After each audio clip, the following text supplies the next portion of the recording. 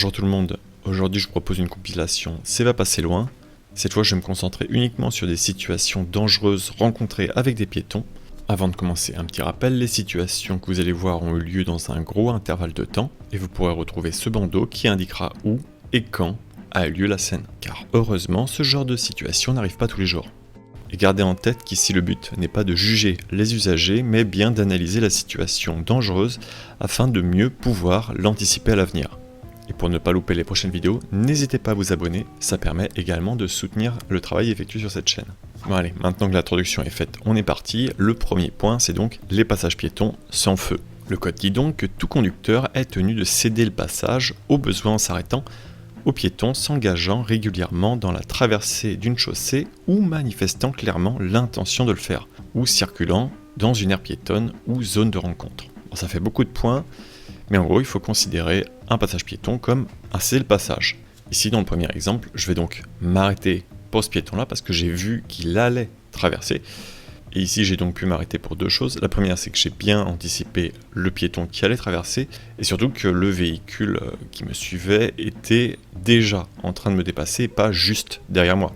Donc ça m'a permis de freiner. Quand vous allez vous arrêter pour un piéton, vérifiez toujours qu'il n'y a pas de véhicule derrière vous, par le son ou un bref regard. Et à ce moment-là, en mars, je n'indiquais pas encore avec ma main que je m'arrêtais pour les piétons, ce qui fait que quelques centaines de mètres plus loin, le même cas de figure est arrivé.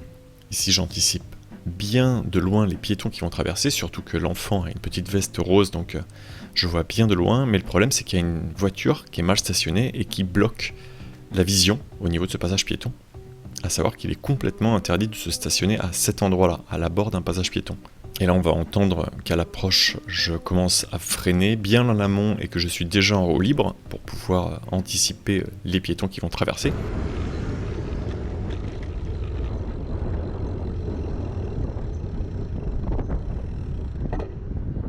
Et là voilà, le conducteur du véhicule me dépasse, sans même avoir réfléchi à pourquoi je m'étais arrêté un petit peu au milieu de nulle part, tout en restant sur le vélo, tout en attendant. Ça, aux abords des passages piétons, et en général, si vous voyez un véhicule qui s'arrête, simplement ne le dépassez pas ou le dépassez-le très lentement. Surtout si ce véhicule n'a pas de clignotant, surtout si ce véhicule n'a pas de warning, ça veut dire qu'il a un obstacle autour de lui.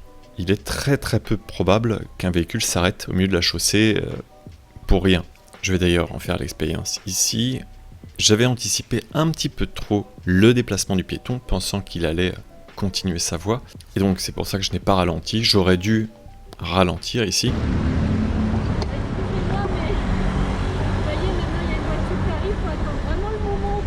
C'est incroyable. Prenez votre temps. J'ai eu un accident.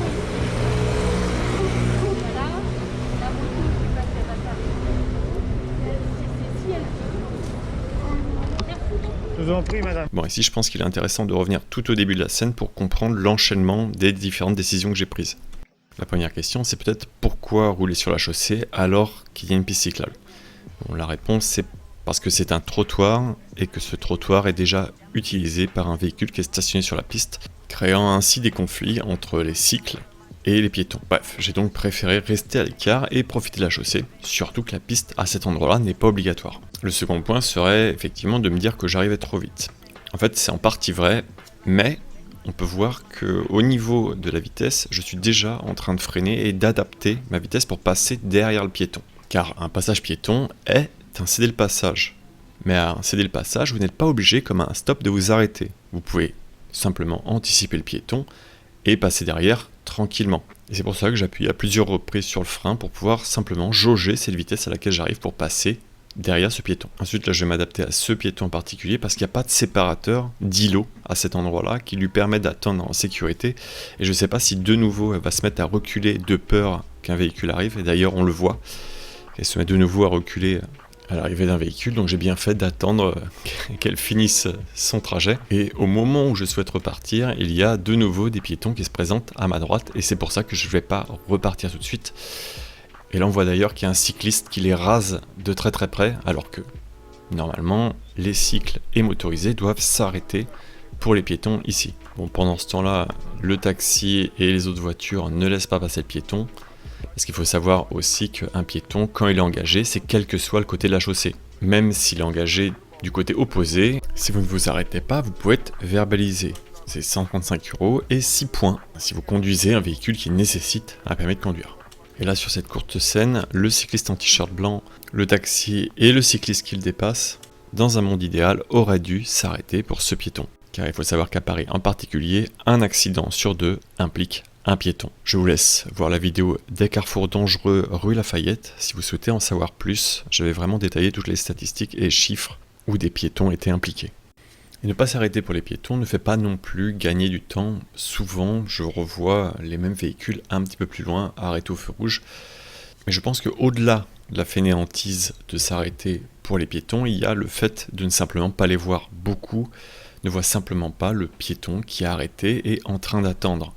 Par exemple, cette personne qui est là, sur le côté droit, en train d'attendre, c'est bien une personne qui a envie de traverser. Et pourtant, personne n'y prête attention. Là, le véhicule s'est arrêté, non pas parce qu'il a vu le piéton qui était à droite, mais parce que les piétons qui venaient de la gauche avaient commencé à traverser. Et pourtant, je renvoie encore une fois au code de la route, ce n'est pas dès que les personnes sont sur le passage piéton qu'il faut leur laisser leur priorité, mais c'est bien au moment où ils approchent du passage piéton. Le simple fait qu'un piéton attende au niveau du passage piéton, ça montre qu'il a envie de traverser. C'est très rare que quelqu'un se retrouve là en regardant en direction de la route sans vouloir traverser. Et dans le pire des cas, eh bien je m'arrête et je demande et ça donne ça. Vous voulez traverser? Merci. Le piéton? Ben, au moins, il est galant, monsieur. Incroyable ça. J'avais pas vu. Ah bon? Ah, ouvrez les yeux. Je vous en prie, madame. Et le fait de m'être arrêté et d'avoir laissé passer la piétonne ne m'a pas fait perdre de temps étant donné qu'il y avait un feu en continuant mon trajet. En parlant de feu, on va faire une transition avec ceux qui n'en sont pas vraiment. Sur certaines pistes cyclables à Paris, eh bien, il y a des feux qui sont par exemple ici à gauche de la circulation, mais qui ne sont pas pour moi. Moi, je n'ai pas de feu sur mon itinéraire. Et si j'ai pas de feu, le passage piéton, c'est un céder le passage. Surtout dans ce cas de figure en particulier, car les piétons vont rejoindre la plateforme de bus. Et pareil, dans cet exemple-là, le piéton va rejoindre une plateforme de bus.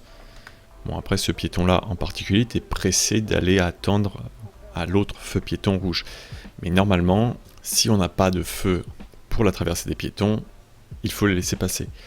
Après, je reviendrai en détail sur cette explication en prenant l'exemple du boulevard Sébastopol et de la rue de Rivoli. Là, on a bien des îlots, mais ils ne permettent pas d'accéder à une plateforme de bus. Que le feu soit vert ou rouge, je vais laisser la priorité aux personnes qui sont sur cet îlot et souhaitent rejoindre le trottoir le plus proche. Ici, dans le cas présent, c'est le parc qui est à droite. Mais ça, ces îlots et ces passages piétons en particulier, je développerai dans une vidéo spéciale.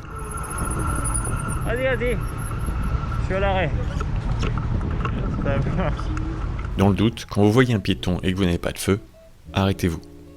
Et maintenant, quand il y a un feu et qu'il est au vert, eh bien, toujours le même indice, si les véhicules n'avancent pas alors que le feu est vert, c'est qu'il y a un problème quelque part. Soit le chauffeur s'est endormi, soit il y a un obstacle devant lui. Et si vous voyez un piéton engagé, même si le feu piéton est rouge, il faut lui laisser la priorité car le code de la route dit que lorsqu'un piéton est engagé, il est prioritaire. Et ça, peu importe l'endroit où il va traverser, même en dehors du passage piéton. Car il est bien précisé chaussée et non infrastructure dédiée au passage des piétons. Il nous reste maintenant les contresens, et là c'est un cas de figure vraiment très spécial, parce que les piétons ne nous attendent pas toujours quand on arrive de ce côté-là de la chaussée. Donc il faut faire extrêmement attention et bien prendre le temps de s'arrêter pour chaque piéton. Parce qu'ils vont avoir tendance à se focaliser sur ce qui arrive du côté de la circulation motorisée et pas forcément du contresens cyclable. Après, de toute façon, il va falloir modérer sa vitesse parce que il y a des voitures qui peuvent rentrer et sortir de stationnement, comme là, le véhicule auquel je fais face. Et le dernier exemple, pour finir cette vidéo, encore un contresens, et de là, je vous laisse découvrir par vous-même ce qui peut se passer.